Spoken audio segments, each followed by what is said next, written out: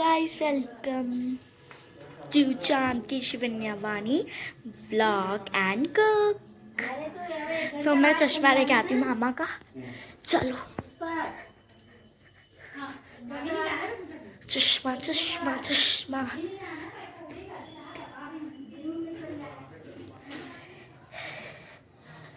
चश्मा चश्मा ढूंढने में टाइम लग रहा है।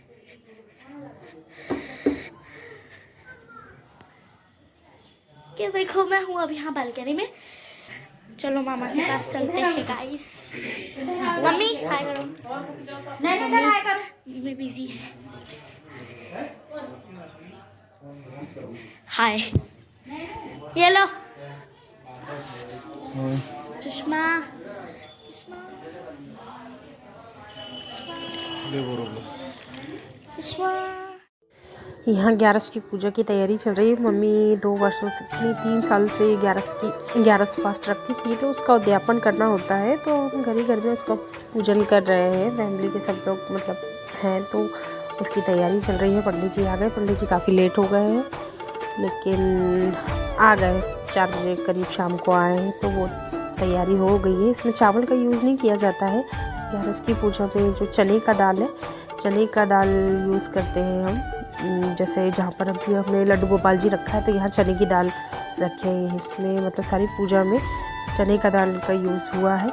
और ये देखिए ये दिख रहा है यहाँ पे, इसमें चने की दाल यूज़ हुई है। चावल कहीं भी ग्यारस की पूजा में यूज़ नहीं होता है। ग्यारस की ये नानी है यहाँ पे। अभी तो पंडित जी भी आ चुके हैं, तो मैं आपको दिखाती हूँ। कहते हैं ग्यारस जो हम व्रत रखते हैं उसका उद्यापन, जैसे कई लोग 3 वर्ष से या कई लोग रेगुलर ही रखते हैं, तो एक बार उसका पूजन हवन कर देना चाहिए।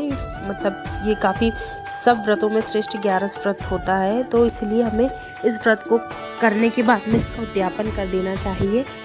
और इसीलिए 3 वर्षों बाद आज हम लोग सब लोग इकट्ठा हैं, तो आज पूजन कर रहे हैं। तो मम्मी इसके बाद में व्रत बंद कर देंगी। और मतलब ये जो भी लोग हैं कंटिन्यू अगर रहते हैं, तो एक बार इसका पूजन हवन कर देना चाहिए, ऐसा पंडित जी कह रहे थे कथा में।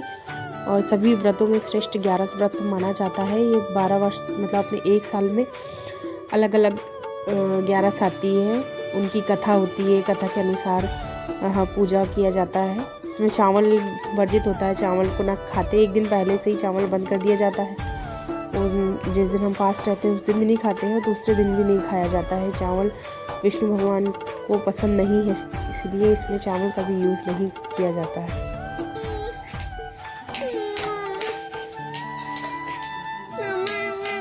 भगवान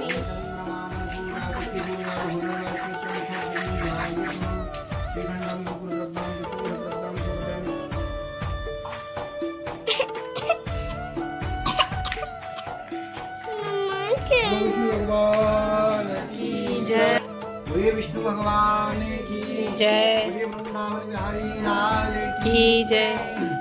एकादशी व्रत जितने भी व्रत होते हैं, चाहे भगवान शिव का अनुष्ठान हो, 16 सोमवार व्रत कथा हो, भगवान विष्णु की भी पूजा हो, उसका पूर्ण फल इस पक्षी रूप में ही मिलता है। लेकिन एकादशी का व्रत ऐसा व्रत है जो मोक्ष प्राप्ति के लिए, क्योंकि आपकी मनुष्य योनि प्राप्त हो गई है, क्योंकि मनुष्य में 84 लाख योनि मनुष्य श्रेष्ठ योनि बताई गई। मनुष्य में सोचने समझने की क्षमता होती है।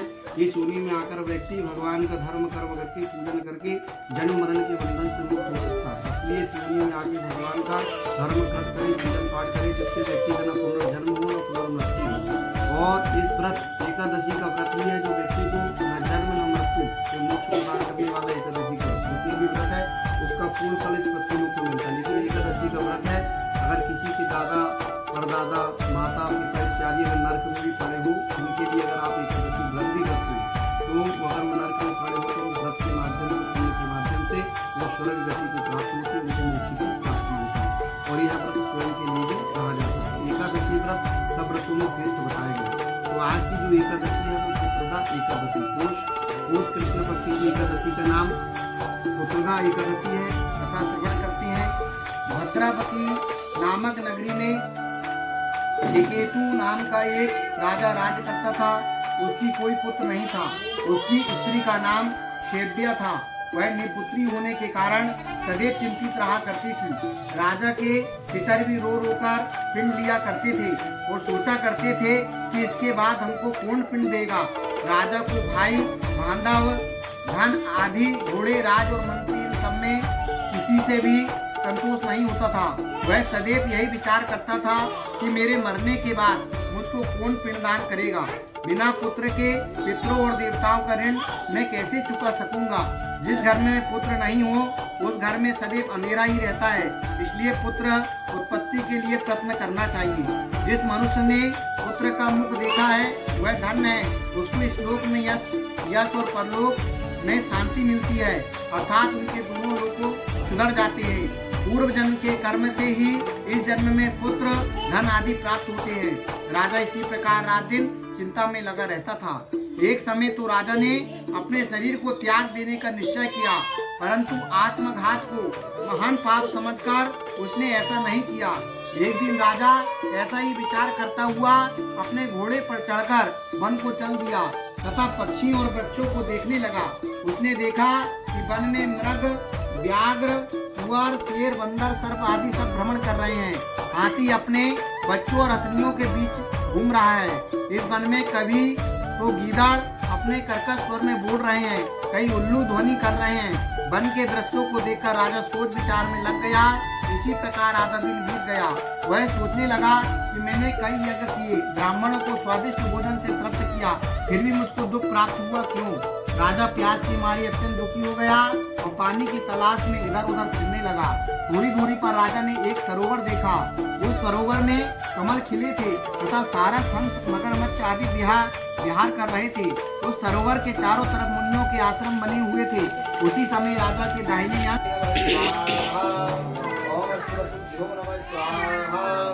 ओम एकादश रुद्र देवताभ्यो नमः स्वाहा।